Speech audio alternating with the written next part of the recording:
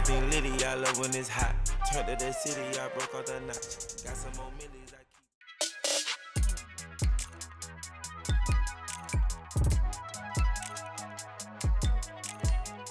What is going on, you beautiful bastards? It's your boy Cedar Reacts. We're back with another reaction. Today we got something different than usual. I just recorded, Vanoss Mario Party. Nola losing his mind.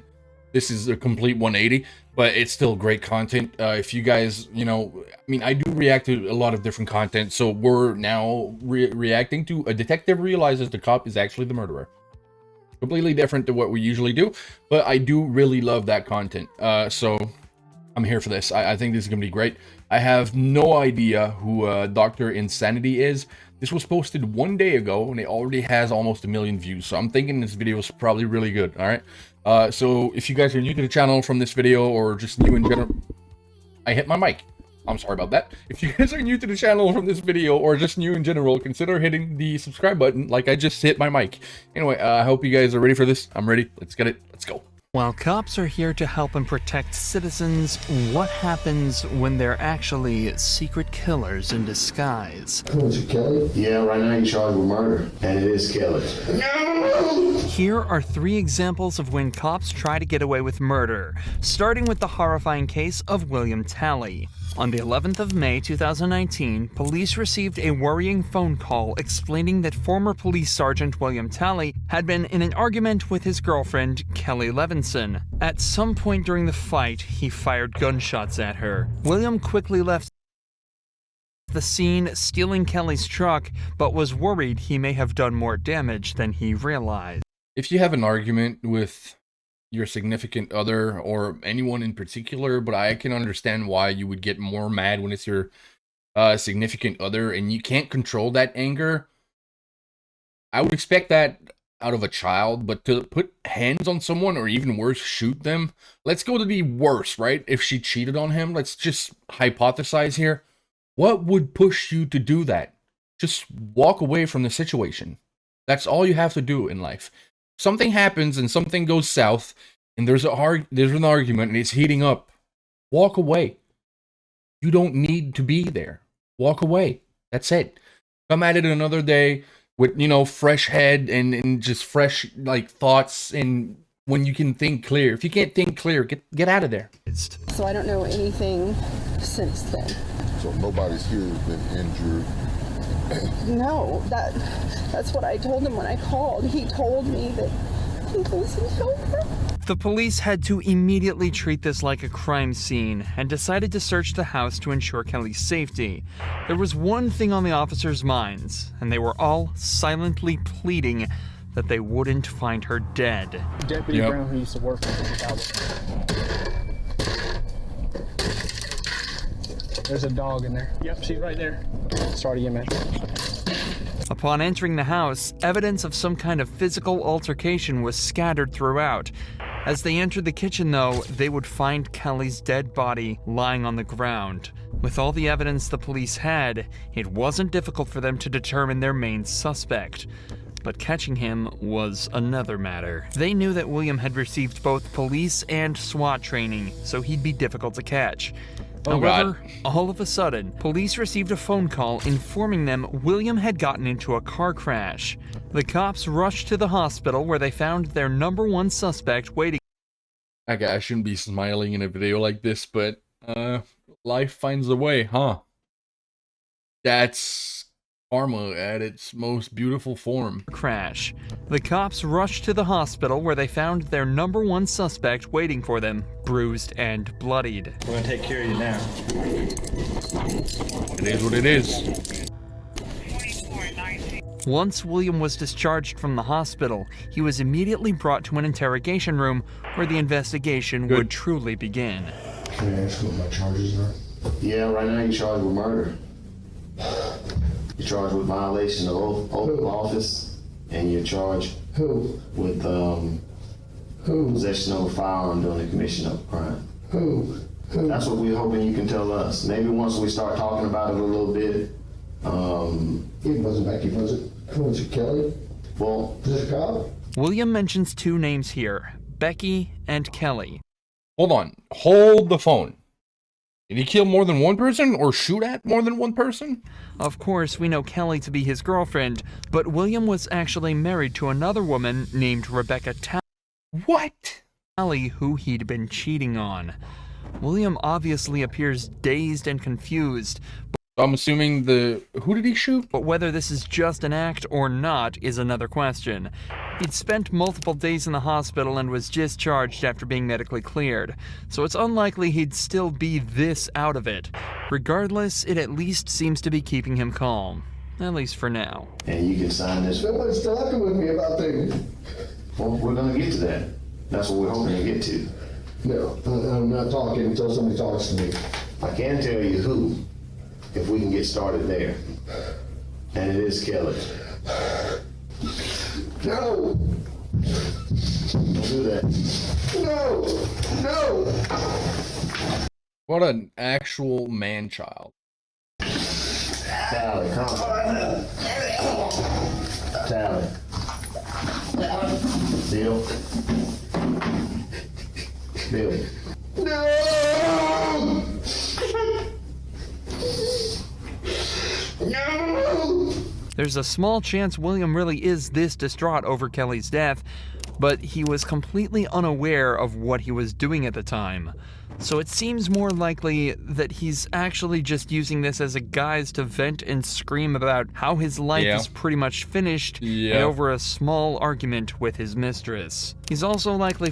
So I'm assuming what happened if she was his mistress. Again, assumptions and, theories, but maybe she wanted to come clear about them being together or being seeing each other, and she wanted to tell his wife, and he lost his mind. frustrated that he got caught so easily. I don't know. Remember, this is a man with SWAT and police training. He knows how to evade the cops, but almost instantly after going on the run, his plans were shut down in an incredibly unpredictable way. William manages to calm down while the detective talks to him, but only for a few short seconds. Here, let me get you nasty. Bill. I'm sorry, but you're not hurting yourself. I don't think my head would hurt that much for too long if I put it through a wall. So, what are you, tapping your head slightly on the desk? What are you doing? What kind of children tantrum is that? Bill, no. Stop, Bill. Relax. Bill, stop. I hate him. I hate him. If you don't want to talk to us, that's fine, but let's not do this, okay? Okay? Just let's not do this. Who else to guard? Right now you're hurting yourself. I don't care about me. Well, No, he's not. there's no one I else. keep hearing people whisper, or whispers. Okay, well, what whispering do you hear? No, tell me the truth. Okay, there's no one else hurt, okay? What you're watching is a man who knows without a doubt that he's guilty, doing everything he can to try and find a way out. Yeah. He's panicking, and the cops were probably extremely relieved when William finally asked for a lawyer and put an end to this dramatic interrogation. However, this obviously didn't help him at all, as the detectives already had all the evidence they needed to convict him, and William Talley was sentenced to life behind bars. Despite William being a local cop and even knowing some of the officers involved, this case was handled perfectly. A stark contrast to that of Bury him under the prison. Matthew Boynton, whose case was so weird and corrupt that the cops ended up investigating a shooting that never even happened. You know you can't give a sworn statement and lie on it. Why would you do that, Matthew? On the 15th of April 2016, police found Jessica Boynton hidden in the closet of her home with a gunshot wound to the head and a police-issued firearm in her hand. The county sheriff reportedly ruled her dead at the scene, but there was a problem. Jessica was neither dead nor shot.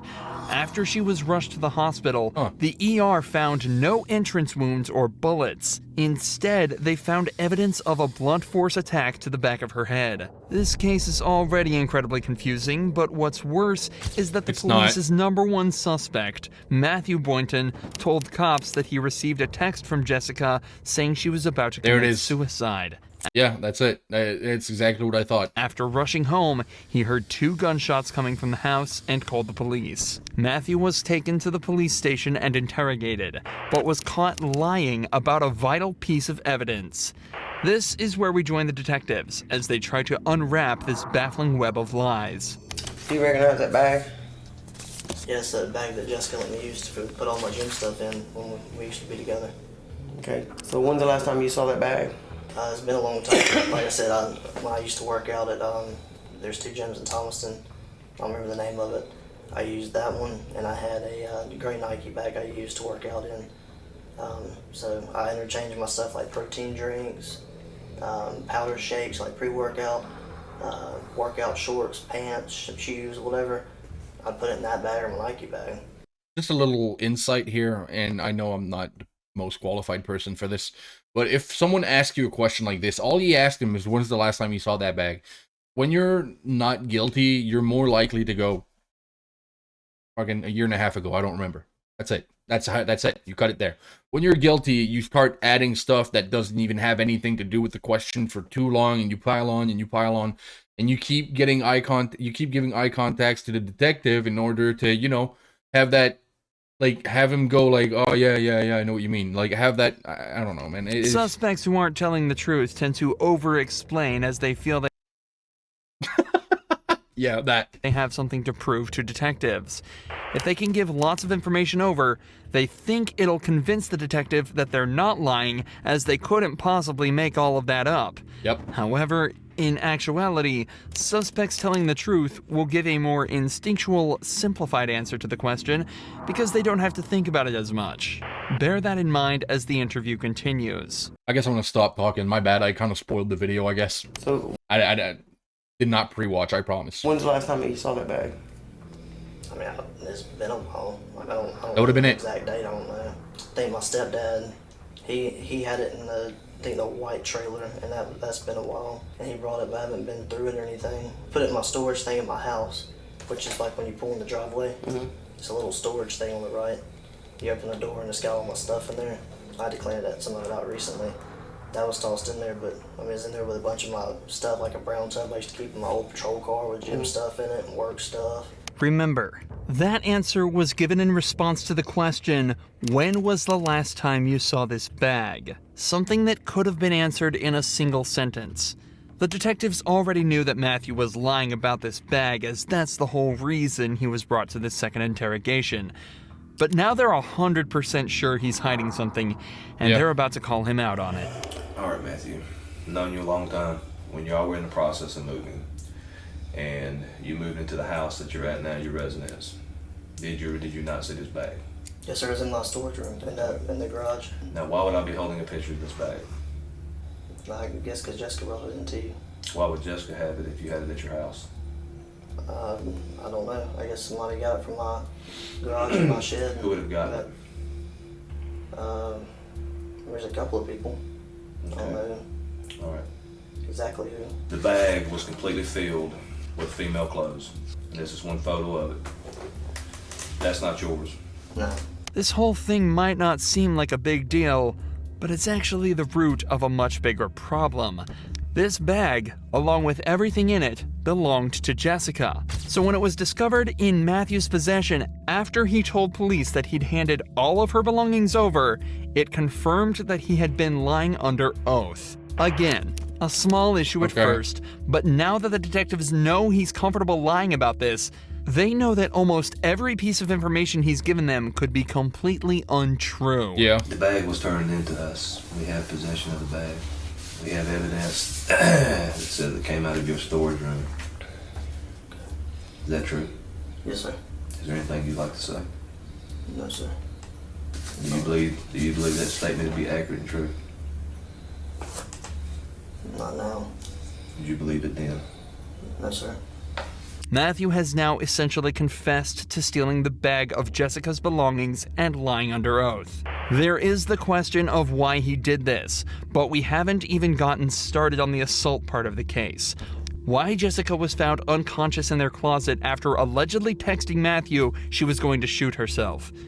As it turns out, though, the police would also never move on to that part of the case, and it remained completely unanswered. Matthew was charged with stealing and lying under oath, and after being placed on administrative leave, he resigned from the force, but went completely uncharged for whatever happened on the night of April 15th.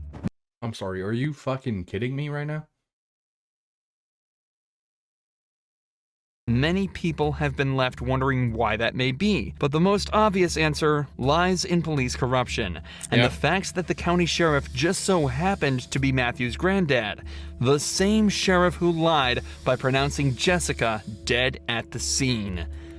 What's worse is that Jessica's head trauma left her without any memory of that night, so it's likely this case will remain unsolved forever. But people thought the same about the murder of Sherry Rasmussen, which lay unsolved for 23 years, before new information revealed that the culprit was actually one of the police force's best detectives. I have heard of this, but I have not listened to or seen it, I don't think. I'm not entirely sure. I might have, maybe, because something about this brings up, you know, I think I remember this. Now you're accusing me of this? Is that what you're... Yeah, I remember her, I think. Is that what you're saying? After decades of investigations, DNA evidence revealed that Stephanie was very likely the culprit of a murder committed in 1986. Because of the high-stakes nature of the case, the detectives made sure to meticulously plan this interrogation. Stephanie was a really successful detective herself, and she had recently received recommendations for her good work on a theft case. So the detectives used this and brought her in under the guise that they needed help with a case. I don't want to talk about this in the squadron because I don't know who people are listening. And if we go to my side, everybody's always wondering what everybody else is doing. Okay. An interrogation room is a strange place for such a conversation to take place, so to put her mind at ease, detectives told her this was the place they'd least be likely to be overheard, as the case details were strictly confidential. Sherry Rasmussen's body had been found at her home after being shot 3 times. At the time, police suspected the murder was a result of a burglary gone wrong, but the case went cold when they couldn't identify the suspect. However, 23 years later, when revisiting the case, detectives found evidence that led them towards Stephanie, a girl who had been trapped in a love triangle with Sherry and her husband, John Rutten. So the detectives decided to bring up John's name to see how she'd react. Were you guys friends, close friends? Yeah, we're very close friends. I mean, what's this all about? It's a case we're working on and it involves John, and in there's notes and stuff that he knew you and stuff. Oh yeah, I mean, we were good friends. Lived in the dorms for 2 years. Was there ever any relationship or anything that developed between you guys? Yeah, I mean, we dated, you know, I mean, what's this all about? Well, it's relating to his wife. Both the detectives and Stephanie have tried to seem as friendly and relaxed as possible around each other, but Stephanie is obviously starting to get very anxious at this point. Even though the detectives gave a somewhat believable excuse, she is now in an interrogation room faced by 2 detectives being questioned about a girl she supposedly murdered 20 years earlier. Her breathing has become faster, and her language is defensive, and her movements have become more erratic. Can you imagine over 20 years that she's done that? And over 20 years ago, she fully believes, she's now over believing that this is done with and she's never going to be caught, right? Like, there was that phase that she started to believe that maybe she'll be all right. And then the phase that, like, she's like, oh, I beat this. Like, I'm going to be fine. Like, no one's going to ever find this out. And she was well past that, you know? That's crazy how advancements in technologies are really good. And you're right. I mean, if you guys are claiming that I'm a suspect, then, you know, I got a problem with, you know, with that. Okay. Okay? So, you know, if you're doing this as an interrogation, you're saying, hey, I'm a suspect. Well, now I got a problem with, you know, now you're accusing me of this? Is that what you're saying? Yes. Obviously, you know about all the DNA stuff and things of the nature that, you know, gets done on cases nowadays. You know, if we asked you for a DNA swab, would you be willing to give us one? Maybe. because now because now I'm thinking I probably need to talk to a lawyer. Stephanie chooses to provide DNA evidence, hoping her willingness to help out would ultimately prove her innocence. But unfortunately for her, just 5 minutes later, the opposite. The detectives decide they've heard enough and put her in cuffs. Months later, after a long and arduous trial, a decision was made by the jury. We, the jury, in the above entitled action, find the defendant, Stephanie Eileen Lazarus, guilty of the crime of murder of Sherry Rasmussen. We further find the murder was of the first degree. After hiding it for 23 years, Stephanie Lazarus was finally found guilty of murder and sentenced to 27 years. That's the look of someone who thought they beat the system, but then the system collapsed on them and their entire life just disappeared. Behind kind of sad that she got to live free this long, actually. Bars. If you enjoy true crime videos like this, make sure you're subscribed to see. Yeah, I want to do that. Here you go. See how easy that was? Clicking the subscribe button, the like button, it didn't even take 2 seconds. You should do that here. I would really appreciate that. On the real, I will leave the original in the description. If you guys want to go show him some love, I'd appreciate it. And if you did enjoy the reaction, then yeah, consider liking, subscribing, commenting. Let me know what you'd like to see next in that comment. And yeah, as per usual, it's your boy Ced Reacts. I hope you guys have a fantastic rest of your day. I'm out. Peace.